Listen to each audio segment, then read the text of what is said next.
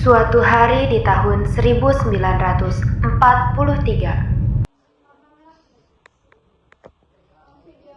Permisi. Iya.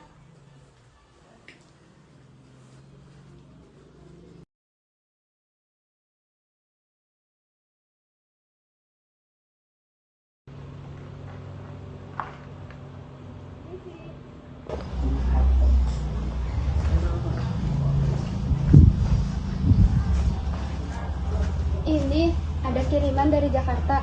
Oh iya, makasih Pak. Sama-sama.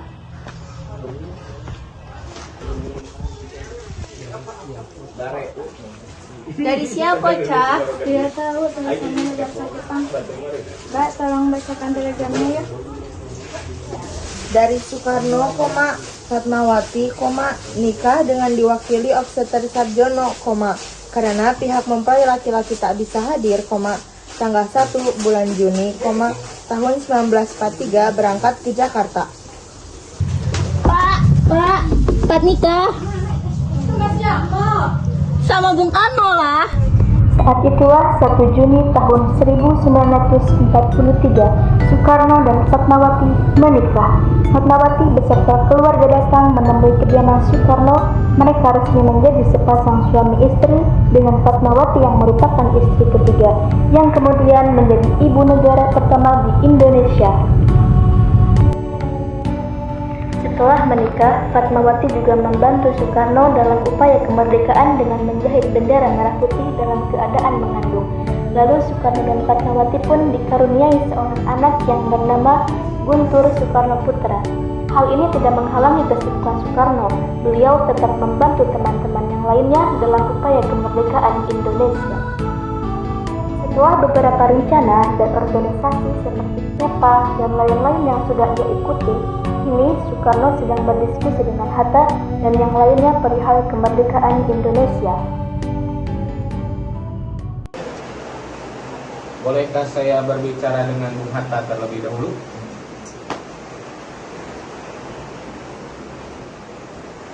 Aku tidak setuju dengan bentuk kerajaan.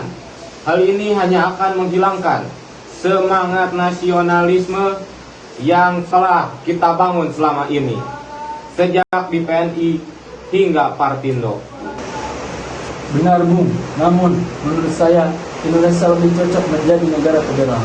Dengan begitu, setiap pulau memiliki otonomi untuk mengatur pemerintahannya sendiri. Tidak, Bung. Aku tidak sependapat jika itu terjadi. Tidak akan ada persatuan dalam Indonesia. Soekarno dan Hatta akhirnya mengambil peta. Indonesia, Bung, terdiri dari berbagai macam budaya, bahasa, adat istiadat, agama, dan kondisi geografis yang berbeda di setiap daerah. Flores berbeda dengan Aceh, Makassar berbeda dengan Jawa. Setiap daerah memiliki keunikan masing-masing. Lalu, atas dasar apa kita bisa menyatukan semua perbedaan itu?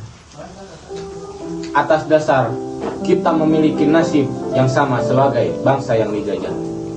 Soekarno tetap yakin dengan Indonesia yang pasti bisa mandiri dan bersatu. Ia yakin dengan rencananya meskipun banyak yang tidak yakin dan malah menentangnya. Setelah beberapa perkumpulan dan organisasi yang ada, juga pertengkaran antar rakyat, peperangan, serta banyaknya nyawa yang hilang, akhirnya Indonesia hampir benar-benar merdeka. Tibalah saat detik-detik sebelum proklamasi. Sayang, teks proklamasi yang telah disusun tertinggal, sehingga Soekarno dan yang lainnya cukup kebingungan dan membuat suasana begitu tegang. Bagaimana, Bung? Kita tidak ada yang membawa teks proklamasi yang waktu itu telah kita tulis. Kamu yang paling bagus di antara kita. Kamu yang susun naskah itu. Tapi Bung yang menuliskannya. Ada kertas? Sebentar.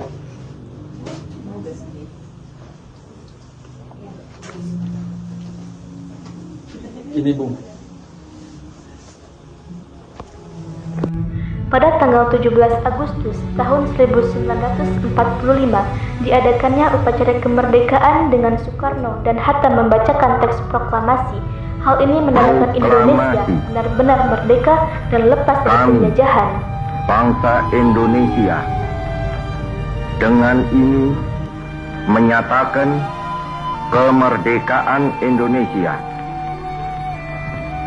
Hal-hal yang mengenai pemindahan kekuasaan dan lain-lain diselenggarakan dengan cara saksama dan dalam tempo yang sesingkat-singkatnya.